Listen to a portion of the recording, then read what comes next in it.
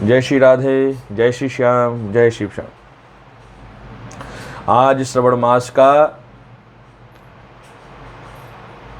9वीं तिथि है और श्रवण मास चल रहा है।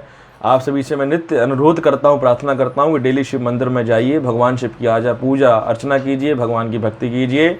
आपके जीवन के समस्त पाप कट जाएंगे। भक्ति मार्ग का आपको प्रभाव होगा। भक्ति, सद्भाव भक्ति क्या है, इसका आपको प्रभाव और प्रभाव दिखाई देगा। जीवन के अंदर आपको आनंद की अनुभूति होगी। हमारा श्रीमद् भागवत कथा का, श्रीमद् भागवत गीता का 2य अध्याय चल रहा है। आज और कल के अंदर हम इसको पूर्ण करेंगे। जैसा कि आप जानते हैं, श्रीमद् भागवत कथा श्री नरसिंह धाम मंदिर में चोमू में चल रही है। कल भगवान श्री कृष्ण का जन्म होगा और हम भगवान श्री कृष्ण के जन्म का आनंद मनाएंगे। ओम श्रीमद्भगवद गीतायं 2य अध्याय मध्यांतर आरंभयं करोति वह। श्री कृष्ण और श्रीमद् श्री कृष्ण अर्जुन के माध्यम से हम सभी को सदमार्ग पर चलने की शक्ति और मार्ग दोनों ही भगवान श्री कृष्ण हमको बता रहे हैं। अर्जुन के माध्यम से हमारे अंदर जितने प्रश्न हैं, हमारे जीवन में जितने प्रश्न होते हैं, उन सब का उत्तर हमें श्रीमद् भागवत गीता में प्राप्त होता है। हम सभी को नित्य श्रीमद् भागवत गीता का अध्ययन करना चाहिए, श्रवण करना चाहिए और वाचन करना चाहिए। अपने जितने भी हमारे उपनिषद ग्रंथ हैं, उन सभी के अध्ययन मात्र से ही हमारे जीवन में संकट कट जाते हैं और ये हमें ज्ञान प्राप्त होता है कि भगवान की भक्ति का हम किस प्रकार से याचमन करें, किस प्रकार से भक्ति कर सकें। ऐसा हमें सद्बुद्धि और ज्ञान की प्राप्ति होती है। तो आओ, चलो ये संकल्प करें हम सभी मिलकर कि श्रीमद् भागवत गीता, श्रीमद् भागवत कथा, श्री विष्णु पुराण, अनंत परमेश्वर अर्थात चतुर्थ पुराण, इन सभी ग्रंथों का हम नित्य अपने जीवन में उपनिषदों का, ग्रंथों का अध्ययन करें और करेंगे और जीवन को सरल और साध्य बनाकर भगवान की भक्ति के मार्ग पर चल पड़ेंगे। ओम श्री परमात्मने नमः। ओम श्रीमद् भगवद गीताय 2य अध्याय मध्यांतर आरंभयं करोति वह। श्री कृष्ण भगवान ने जब अर्जुन को समझाया, अर्जुन ने कहा कि मैं, ये सब मेरे क्या है, हितकर्मी हैं, प्रेमी हैं, मेरे गुरु हैं, मेरे सगे संबंधी हैं, मेरे के साथ युद्ध कैसे करूंगा, इनके साथ युद्ध नहीं कर सकता। तो जीवन में ये हम सभी के पास में ये आता है, जब हमें कर्म का निर्वहन करना है तो हम माया में बंध जाते हैं और हमें ये पता नहीं चलता कि क्या अच्छा क्या बुरा है, क्या हितकारी है क्या अनहितकारी है, क्या हमारे लिए अच्छा है क्या बुरा है। तो जीवन में आजकल स्वाक्षत लोग ज़्यादा मिलते हैं, सद्ज्ञान और सद्भाव देने वाले लोग कम मिलते हैं। आपके लिए क्या अच्छा है क्या बुरा है, इसका अनुसरण आपका सिर्फ गुरु ही आपको बता सकता है। इसलिए गुरु की शरण में जाकर गुरु से यथावाक्य संभाषण कीजिए, वार्तालाप कीजिए और गुरु के मार्गदर्शन में अपने जीवन का यापन कीजिए। गुरु का काम क्या होता है? गुरु का कर्तव्य होता है कि जो मनुष्य देह आपको और मुझे प्राप्त हुई है, इस मनुष्य देह को किस प्रकार से सद्गति के मार्ग पर लेकर जाया जाए, इस प्रकार को सदुपयोग में लाया जाए। देह का सदुपयोग किस प्रकार से होता है? देह का सदुपयोग सिर्फ और सिर्फ खाने से, कमाने से और सोने से नहीं होता। देह का उपयोग है कि आप इस देह को स्वच्छ रखें, स्वस्थ रखें और अधिक से अधिक समय भगवान को आप देना आरंभ करें। सद्भक्ति का मार्ग यही भक्ति का सद्गुण होता है, क्योंकि मनुष्य देह को पाकर भी अगर आपने अपने जीवन में भगवान की भक्ति का अनुसरण नहीं किया और भगवान की भक्ति को आपने कर्म समझा तो इससे ये जीवन व्यर्थ है। भगवान की भक्ति कोई कर्म यथावत नहीं है, भगवान की भक्ति जीवन का लक्ष्य है। इस मनुष्य देह का, इस आत्मा जो आपके शरीर में वास करती है, आत्मा कहती है कि मुझे परमात्मा से मिला दे, और मनुष्य देह आत्मा परमात्मा के बीच में अटकी हुई है। आत्मा कहता है कि मुझे परमात्मा से मिला दे, मनुष्य देह क्या करती है? काम, वासना, लोभ आदि में रहित रहती है। इसलिए आओ हम भगवान का स्मरण करें, भगवान की भक्ति करें और नित्य समय, क्या घंटा मैंने बताया था, 8 घंटे भगवान की भक्ति के लिए, 8 घंटे शयन के लिए और 8 घंटे व्यवसाय और कर्म के लिए आपके जीवन में होने चाहिए। ओम या शर्वान हिस्त्राभ्यम नाम शुंभावक्षतम नभ्यम दादिना दृष्टि तस्यम प्रज्ञा प्रतिष्ठितः। अर्थात जो पुरुष सर्वत्र स्नेह रहित हुआ, उस मन उस शुभ और अशुभ वस्तु को प्राप्त होकर न प्रसन्न होता है, न ही दोष करता है, उसकी बुद्धि स्थिर है।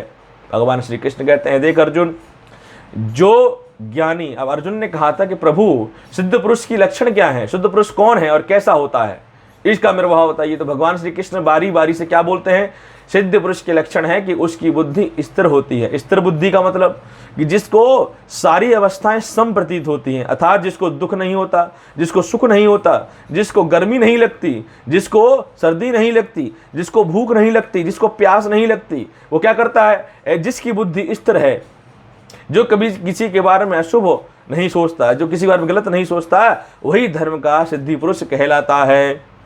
यदा संग्रते चायम गुरुवद्दानत शर्वश इंद्रियाणि न इंद्रियासस्तस्यै प्रज्ञा प्रात प्रतिष्ठितः।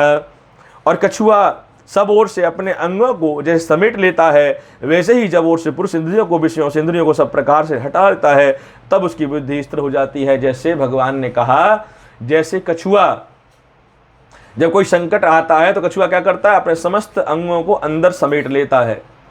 कछुए की जो ऊपर की जो परत होती है बहुत ज़्यादा कठोर होती है, उस पर आप कितने पत्थर मारिए, हथौड़े मारिए, वो कभी टूटता नहीं है, क्योंकि क्या बहुत मजबूत होता है। वो क्या है, कछुआ कौन है, भगवान श्री कृष्ण विष्णु का अवतारण है।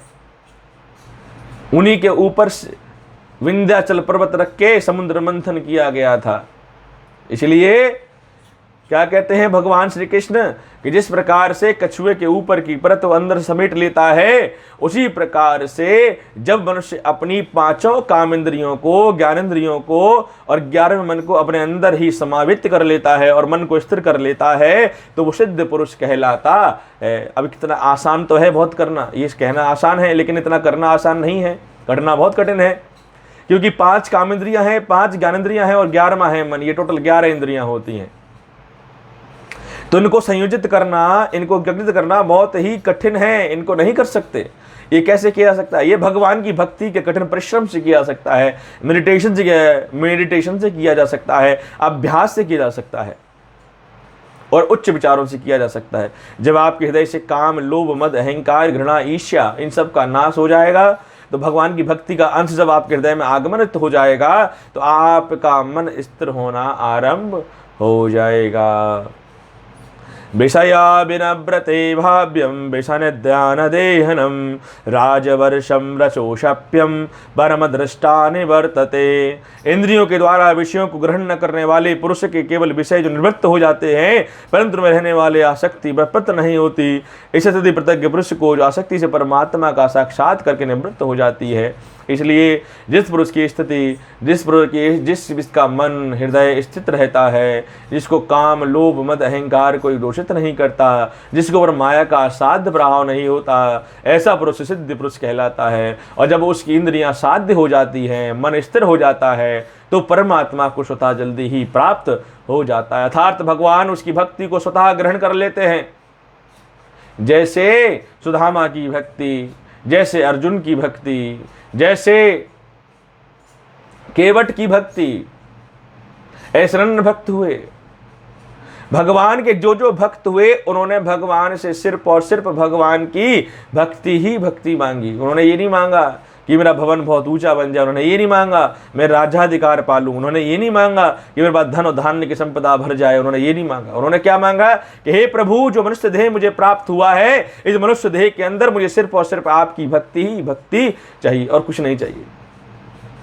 जीवन का सार यही है, जीवन का आधार यही है और जीवन का परिधार करण भी यही है। इसलिए जीवन मनुष्य देह का प्राप्त हुआ है, तो इसके मतलब को आप समझो। मनुष्य देह ऐसे प्राप्त नहीं हुई है, आपने अवश्य ही, मैंने अवश्य ही पुराने जन्मों में बहुत अच्छे कर्म किए थे, इसलिए मुझे और आपको मनुष्य देह प्राप्त हुई है। ये असाधारण बात नहीं है, बहुत ऊंची बात है। लेकिन जो लोग समझ जाते हैं वो साधु बन जाते हैं। अर्थात साधु कैसे, पीले वस्त्र धारण करके नहीं, साधु वो जिनका मन साध्य हो जाता है, जिनके हृदय में साधकता आ जाती है, जिनके मन में पवित्रता आ जाती है, वो साधु कहलाते हैं। इसलिए भगवान की भक्ति में लीन रहिए और भगवान का स्मरण करते रहिए, आपका बेड़ा पार हो जाएगा। आपकी जो नैया भव सागर रूपी माया में फंसी हुई है वो भव सागर से पार हो जाएगी। यबतो हन्ति कौन्तेय पुरुषस्य व्यापर विपर्श्चितः इंद्रियाणि प्रधानानि हरन्ति वृषाय च मनम्। हे अर्जुन, आसक्ति का नाश होने के कारण ये प्रधान प्रभावशाली इंद्रियां यत्न करते हुए बुद्धिमान पुरुष के मन को बलात् कर लेती है। जब मन स्थिर नहीं रहता तो क्या करती है? जो इंद्रियां होती हैं क्या करती हैं? बलात् अर्थात मोह लेती हैं। उसको बलात् करके अर्थात मोह करके उसका क्या करती है? भगा लेती है। जब मन संयमित नहीं होता, इंद्रियां संयमित नहीं होती, तो आप भगवान की भक्ति नहीं कर सकते। मैं तो कई लोगों को देखता हूं मंदिर परिसर में, जल्दी जल्दी आते हैं, जल्दी लोटा छोड़ते हैं और भाग जाते हैं। तो उन्होंने क्या समझ के रखा है? उन्होंने ये समझा है कि जो भक्ति है वो कर्म है, वो कर्म करना है। नहीं, भक्ति कर्म नहीं है। भक्ति जीवन का लक्ष्य है। आत्मा परमात्मा के मिलन का एक साध्य भाव है। भक्ति का मतलब है भाव, और भाव वो है जो आपके मन और हृदय में वांछित रूप से प्रवाहित होता है, वही भाव है। तानि सर्वाणि सन्त्यभ्यं युक्त्यासीत मतत्वरः वश्रे इंद्र सदतश्यं प्रज्ञताय प्रतिष्ठितः। अर्थात इसलिए साधक को चाहिए कि वह संपूर्ण इंद्रियों को वश में करके संपा सहित चित्त हुआ मेरा अपहरण होकर ध्यान में बैठे, क्योंकि जिस पुरुष की इंद्रियां वश में होती हैं उसी की बुद्धि स्थिर होती है। भगवान देखो श्री कृष्ण कहते हैं श्रीमद् भागवत गीता में एक एक वाक्य अमृत के समान है। जो मनुष्य इस वाक्य को अपने हृदय में धारण कर लेता है, अपने मन में स्थिर कर लेता है, उसका कल्याण हो जाता है। सद्भाव की प्राप्ति, ज्ञान की प्राप्ति, भक्ति की प्राप्ति, अधिभाव की प्राप्ति, कर्मध्य की प्राप्ति, गुणाधत्त की प्राप्ति। कर्म सिर्फ भक्ति का भाव नहीं होता। आजकल क्या भेड़ चाल चल रही है समाज में, भेड़ चाल से लोग चलते हैं। उसने किया तो मैं भी करता हूं। मंदिर में कई लोग आते हैं जिनकी उम्र 70-70 साल की है, और वाकर उनको पता ही नहीं है कि क्या करना चाहिए क्या नहीं करना चाहिए, क्योंकि जीवन में जब बाल्यावस्था थी तो खेल कूद में निकाल दी, बाल युवावस्था आई तो जीवन में परिवार की जिम्मेदारियों में निकाल दी, जब बुढ़ापा कष्ट आया तो उसके बाद में मंदिर में जाना आरंभ कर दिया। सुख में सिमरन सब्र करें तो दुख काहे को होए। सुख में सिमरन नहीं करता कोई भी, दुख में करता है कि हे प्रभु अब दुख हो गया है तो दुख में मेरी रक्षा करो। अगर सुख में सब सिमरन करेंगे तो दुख नहीं होगा। भगवान की भक्ति किसी चाह के साथ में नहीं करनी चाहिए। भगवान की भक्ति निश्चल, निष्कपट, निस्वार्थ और निष्काम होनी चाहिए। जिस भक्ति में कोई काम का भाव ना हो, जैसे मीरा ने भक्ति करी थी। किसने? मीरा ने, सुदामा ने। सुदामा ने अपना जीवन दरिद्रता में काटा, लेकिन भगवान से कभी धन की कामना नहीं की। यहां तक कि जब सुदामा भगवान श्री कृष्ण के पास गए तब भी उन्होंने भगवान से कुछ नहीं मांगा, अंतिम पल तक भी कुछ नहीं मांगा। भगवान श्री कृष्ण बोलते रहे, सुदामा बताओ तुम्हें क्या चाहिए, क्या समस्या है, कुछ कहना चाहते हो?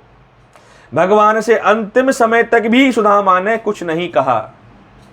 यह होती है भक्ति।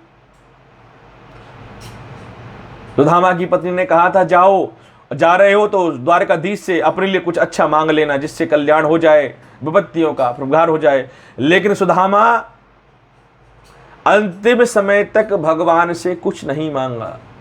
आपका और मेरा जीवन तो बहुत अच्छा है, परिपूर्ण है, धन धान संपदा की कोई कमी नहीं है। उसके बाद भी हम भगवान से सिर्फ और सिर्फ धन और काम की भोग करते हैं, माया का ही नाम जपते हैं, माया मांगते हैं। सुदामा हमेशा भगवान से सिर्फ भगवान की भक्ति ही मांगा करते थे। इसलिए मैं आप सभी से प्रार्थना करता हूं, अनुग्रह करता हूं। मेरे पास ऐसे जीवन में कई उदाहरण हैं क्योंकि भगवान की भक्ति जब हृदय में प्रज्वलित हो जाती है ना, तो आपको यकीन मानना, आपको कुछ नहीं चाहिए होता है। आपकी ललट किस प्रकार, जैसे प्रियतम से प्रियतमा मिलने को ललायित रहती है, उसी प्रकार से जब भक्त के हृदय में भक्ति जागृत हो जाती है तो उसका सिर्फ और सिर्फ एक ही भाव होता है, वो होता है कि मेरे आराध्य से मेरी मुलाकात हो जाए, मेरे आराध्य से मेरी एक बार दर्शन हो जाए, उनकी एक छवि मुझको निहारने को मिल जाए। यही भगवान की, ये भक्त की सबसे बड़ी पहचान होती है। कर्मम निषद्ध निषध्याय कर्म साध्यम विरक्षति निर्भभ्यामम कामाय प्रवसाधयम विनक्षणाय। अर्थात भक्ति की, कर्म भक्ति से प्रभक्त साध्य नहीं होती, इसलिए सदा भगवान की भक्ति कीजिए, आनंद को प्राप्त कीजिए और आनंद भक्ति भूत में झूलते रहिए। जय श्री राधे, जय श्री राधे, जय श्री राधे। आप सभी का कल्याण हो, आपके हृदय में धन धान्य संपदा बनी रहे, आपके हृदय में भगवान की भक्ति का दीप प्रज्वलित हो जाए, ऐसी मेरे इष्ट प्रभु, मेरी प्रभु से मेरी प्रार्थना है। यही मैं चाहता हूं कि आप सभी के हृदय में भगवान का दीप प्रज्वलित, भक्ति रूपी दीप प्रज्वलित हो जाए, आपके अंदर सद्बुद्धि का आगमन हो जाए, आप ये समझ पाएं कि क्या उचित है, क्या अनुचित है, और क्या करना और क्या नहीं करना चाहिए। जय श्री राधे, जय श्री राधे, जय श्री राधे। कल्याणम मस्तु, कल्याणम मस्तु, कल्याणम मस्तु।